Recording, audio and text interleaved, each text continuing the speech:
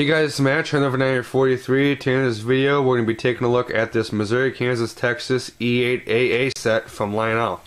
So we're going to start this video off with a little bit of history on the real E8, some of the stats and info on the real E8, as well as preservation for the real units, and then a little while after that, we'll take a look at Lionel's model. So the E8 is a passenger diesel that was very successful in real life. Many railroads had them. In total, the EMD, which is the builder who made them, they produced 450 A units and 46 B units, and then they were manufactured from August of 1949 to January of 1954.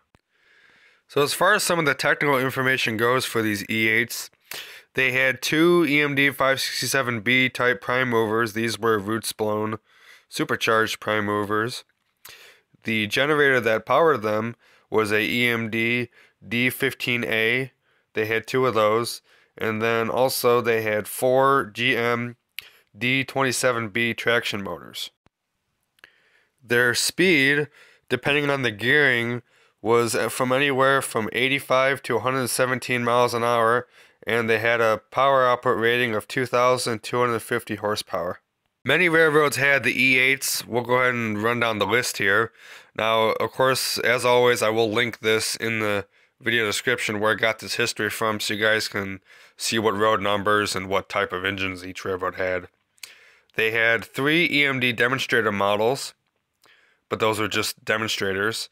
And then the original railroad purchasers were Atchison, Topeka, and Santa Fe, Atlantic Coastline, Boston and Maine, Baltimore, Ohio, Chicago, Bremerton, and Quincy, Central Georgia, Chicago Northwestern, Chicago, Rock Island, and Pacific, Chesapeake and Ohio, Canadian Pacific, Delaware, Lackawanna, and Western, Erie, Fort Worth, and Denver, Gulf Mobile, Ohio, Illinois Central, Kansas City Southern, Louisville and Nashville, Missouri, Kansas, Texas, like we have here, the Missouri Pacific, New York Central, Pennsylvania, Richmond, Fredericksburg, and Potomac, Seaboard Airline, St. Louis and San Francisco, Southern, and Southern also had the New Orleans and Northeastern, Texas and Pacific, Union Pacific, and Wabash.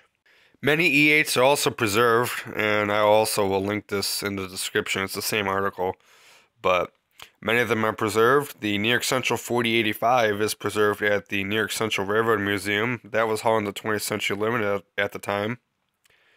The Midland Railway in Baldwin City, Kansas has the ex-Chicago, Rock Island, and Pacific. Now, the Southern Railway actually has four of these preserved. Road number 6900 is actually one of the only ones that is operational. That one is at the North Carolina Transportation Museum in Spencer, North Carolina. And if you guys were there, I believe it was in 2014, but I'm not 100% sure. They had the Streamliners at Spencer event. That engine was actually there, so you guys can get an idea of what that looked like if you guys were there. The sister unit to that one, number 6901, is actually in display in Duluth, Georgia at the Southeastern Railway Museum. Another one is number 6913. That is actually being restored at the Southern Appalachia Railway Museum in Tennessee for their Southern Excursion train. And the sister unit to that one is number 6914, and that is also at the same place getting restored, so you may see those two in action soon. Several more were also saved from the scrapyard. One of them is a Conrail unit, and that was refurbished by the Juniata locomotive shops to make what is now the Pennsy 5711 and the 5809. Now, MTH has made a model of these, and you can see in the picture now, and they're absolutely gorgeous. I have done a full review on these, and before you guys ask, yes, I will compare them to this Lionel model. You'll see that in a future video, but those engines are outstanding, so you guys can check that out on my YouTube channel. I did a full review on the MTH set. Okay, so now with all that taken care of, let's go ahead and take a look at Lionel's model of this fantastic E8. Okay, so with the history of the real E8 taken out, let's go ahead and take a look at Lionel's model. Okay, so these E8 models were in the Lionel 2014 Signature Edition catalog. It's the one with the big boy on the cover. Now, in addition to the E8 like we also have two other engines from this catalog, those being the Vision Line Big Boy and the Nickel Plate 765. I have done product reviews on both of them, and if you want to take a look at them, they're on my YouTube channel. Anyways, going back to the E8, they were featured on pages 44 to 47 of the catalog. Here's a look at what some of them look like. They look really nice in the catalog, but I think they look even better in person. Some of the features of this engine include that the powered A unit, which is the one up front, features the Lionel Legacy sound and control system. So you got the really nice Legacy sounds and the very nice Legacy control, including the Odyssey 2 speed control system for the motors, which is fantastic. In addition to that, you got a really nice good amount of lighting features on this engine. You got headlight, Mars light, cab light, marker lights, number boards, all that good stuff. You got a really nice good amount of detail, which we'll take a look at in a couple minutes, and just amazing engines overall. So without any further ado, let's take a look at the details. Okay, so here's a look at the Pilot. On the Pilot, we have a operating electrocoupler which can be thrown using your Lionel remotes, either the Legacy Cab 2, the original TMCC Cab 1, or the newer Cab 1L, which is an update of the TMCC set. You have a separately applied brake hose right here. Then you have a split coupler cut bar. One side is here, the other side is over here. And you got this very nicely done yellow striping that runs the length of the Pilot. It looks beautiful. Moving up past the Pilot, we have this very nicely done step detail right here. We have the very nicely done Missouri, Kansas, Texas logo. It's right here on the front of the engine and on the side. We'll be able to get a close-up of the logo in just a couple of minutes. We have a headlight right here with the Rule 17 lighting feature on it, which, as you guys know me, I personally do not like it, so I disable it, but if you like it, you have the option. You have an operating Mars light right here. Now this does flash when the engine is sitting still or moving, which is nice. You have backlit number boards which read the engine's road number 131. Now the number 131 is the powered A unit. The non-powered A unit has a road number of 134, and these turn on when the track power is on. As you can see, it's on now. And then right here you have these marker lights. Now the marker lights on this front unit only turn on when this unit is going in reverse. Moving past the nose with all the nice lighting features, up in the cab area we have a windshield wiper. Now these do not move. If you move them, they will break. I've accidentally broken them off of my Burlington F3 that I have, and it doesn't really look good without them, but life sucks, I guess. Then inside the cab here you have two nicely done crew figures. So now we'll go ahead and take a look at the side of the engine. I can't get the whole side in one shot, so we'll just review it in pieces. We're on the conductor side of the engine here. Coming up a little bit here, just past the Pilot, we have the little F that stands for front, so that we know that this is the front of the engine. Right here we have a separately applied builder's plate, and this is legible. You may need a magnifying glass to read it, but it is legible and it is a nice touch. We have some separately applied steps right here that lead up to a door. Now the door does open like this. It's on a spring, so it'll snap back shut. And then we have two nicely done grab irons on either side of the door, and then one of the 4 porthole windows that's on either side of the engine. Here's a close-up shot of Lionel's very nicely done 6-wheel trucks. I think that these are really good looking. You got a whole nice amount of very nicely done step detail and brake and cylinder detail, which looks really, really good. Then you also have an add-on step piece right here. And when we looked at the nose of the engine, I said that I'd show you a close-up of the Missouri, Kansas, Texas logo that's on the side. Well, here it is. As you can see, it looks very, very nice. Now, in addition to the very nicely done Missouri, Kansas, Texas logo and the porthole windows right here, you can see we have a very nicely done screen that's painted silver. Now, it's not a metallic finish like you might think, it's just a silver painted screen, but it still looks nice nonetheless. And then we also have a whole bunch of very nicely done vivid detail. Here's a look at the fuel tank on the engine. We have some very nicely done separately painted items right here, and a step that leads up to this door, which we'll get a better look at in just a second. And I don't know how well you can tell, but there's some very nicely done piping that's underneath the fuel tank too. We also, on the side, Have some more of these nicely done porthole windows. And then here's the second of the doors that's on the side here. Just like the other one, it has two very nicely done grab irons on either side, and then the door also opens and it also is on a spring, so it'll snap back shut. Finally, towards the back, we have another set of very nicely done 6-wheel trucks. A little bit different detail on these as opposed to the ones on the front, but they still look good. You got a lot of nice rivet detail, another porthole window, and then a grab iron piece in the back. Real quick before we move on to the top, let's take a look at the back. On the back we have a diaphragm piece right here. Now this is plastic, it's not rubber like you might think, but it does have a little bit of springy action to it.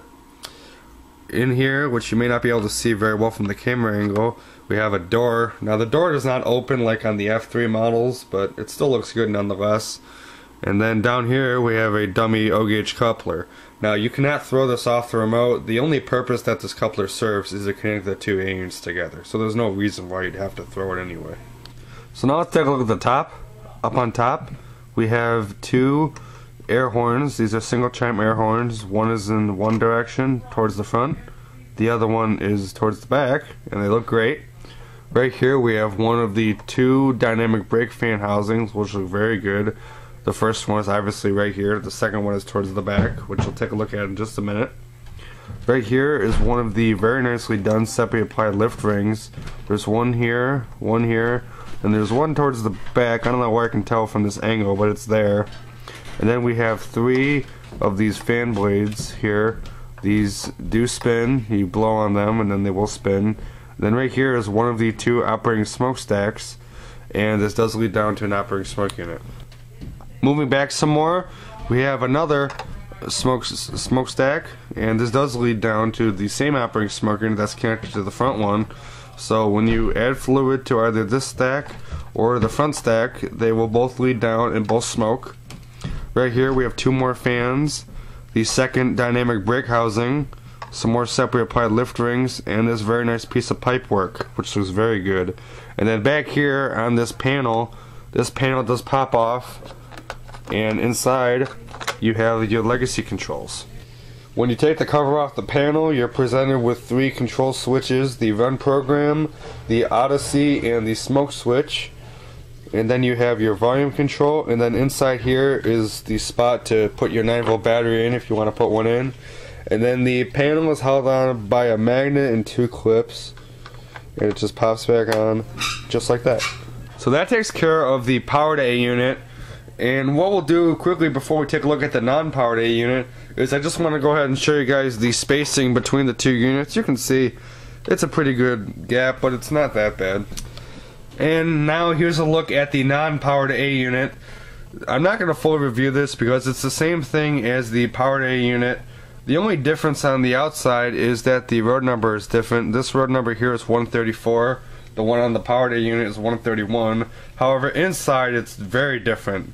Inside there is no motors or sound system, but there is a smoke unit and a lighting board to control the lighting effects. And also on here, on the back truck, there is a sensor right here on this truck, right here, and that sensor detects if this unit is moving, and that will turn the cab light on and off, and also control the Wheel 17 lighting. But more importantly, it controls the smoke output on the engine, which is pretty cool. Okay, so that takes care of the review of the engine. Now what we'll do is bring it up to the upper level of track and take a look at it in action.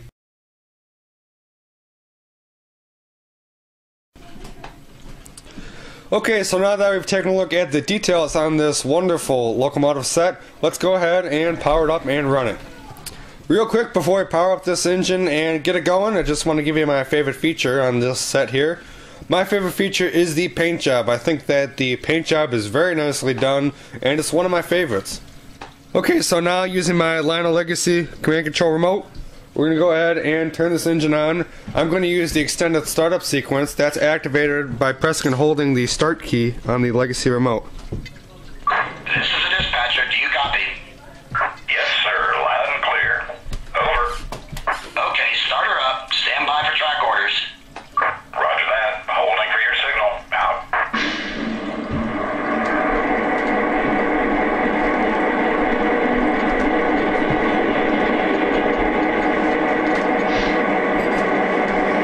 you can hear, absolutely beautiful startup on the prime mover.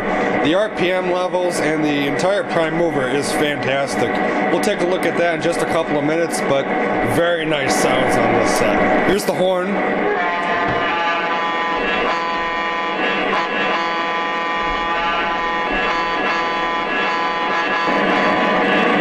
Here's the bell.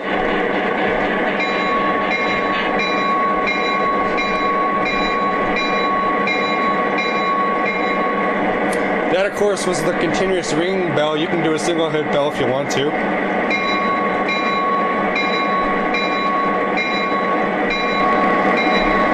So now let's take a look at the 8 RPM level sounds. Now, real quickly before we do this, I just want to go ahead and show you one of the really cool features of this set here. Now, this is not on just this engine. This is on all legacy steam and diesel engines, but it's the labored engine sounds. To get to these, you use the speed button, and then you use this EFX graphic right here, and when you press the up button, I don't know how well you can tell in the video, but the sounds just got a lot more bass and throatiness, and they sound fantastic. So now let's hear the RPM levels.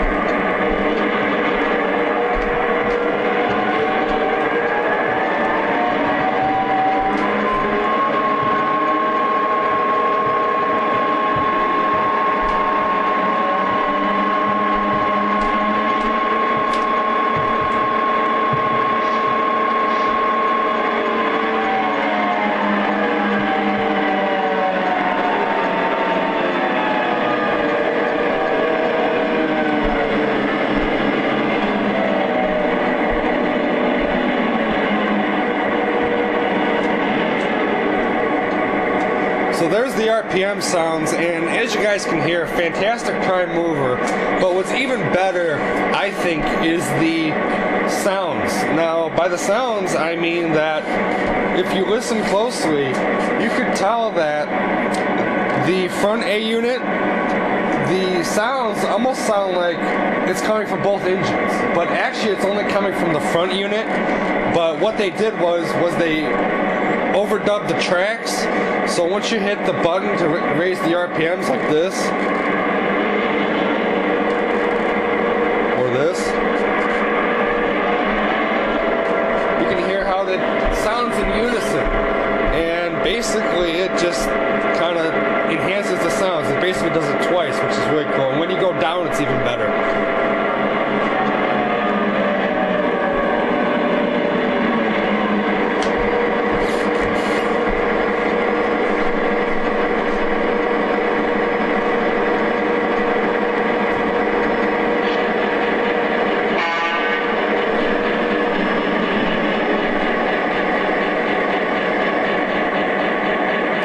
Absolutely amazing prime mover and just fantastic sounds. Real quick before we run the engine, let's go ahead and give a listen to some of the Crew Talk sounds. I know some of you guys may not like the Crew Talk. I happen to like it, but if you don't, there's an easy fix for it. Just don't use it. But if you like me and enjoy it, let's give a listen to some of it. Dispatcher here, please stand by. Over. Okay, understood. Out. Run late, dispatcher. Can I get a green light? Over. Signal indication. Over. Roger that. Holding for clear. Out.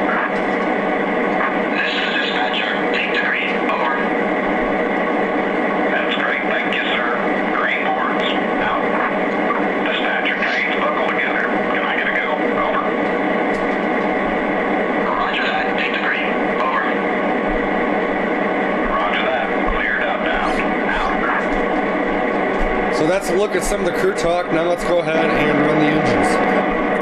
Okay, so we're ready to go. Now behind the engines, I've got 10 MTH Premier Line, New York Central, Empire State Express passenger cars. These aren't new. We've had these for a while, and you guys have seen them in other review videos, including the MTH Premier Pennsylvania E8 that I reviewed a little while ago. If you want to check out that video, it's on my YouTube channel. And speaking of E8s, yes, I will be comparing this to the MTH version. Look for that video coming soon. But anyway, I'm running it with these cars today because we don't have the correct Texas Special passenger cars. Lionel did make them. They made 7 21-inch cars. They're slated for delivery later this year. When they come, I will certainly take a look at them and review them. But for now, I'm running them with this. Now, I know that some of you guys may not like it. If you don't, I'm sorry. I can't help that we don't have the cars, but you're just going to kind of have to live with it. So, anyway, I'm going to go ahead and put the engines in sequence mode by pressing down the aux 1 key. Okay, they're in sequence mode, so let's go.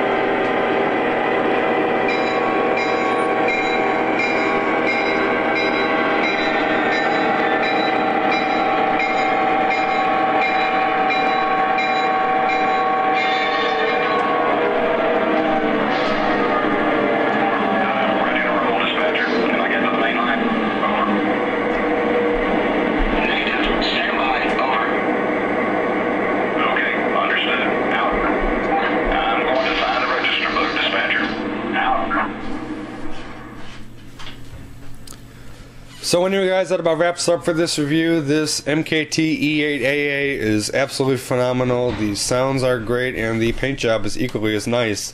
If you're interested in purchasing one of these retail for right around $930. And if you go through a good Lionel dealer, you can always get a pretty good discount off that price. We picked ours up here from Charles Rowe up in Maiden, Massachusetts for around $670, so really good discount there.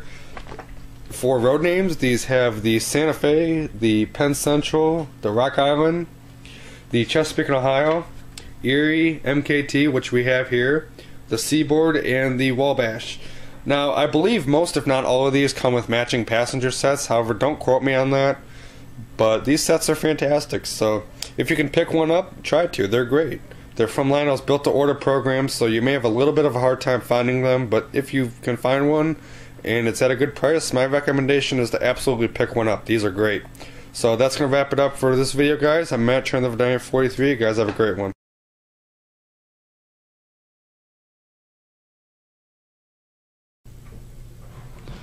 And finally, here's a look at the front of the non-powered A unit.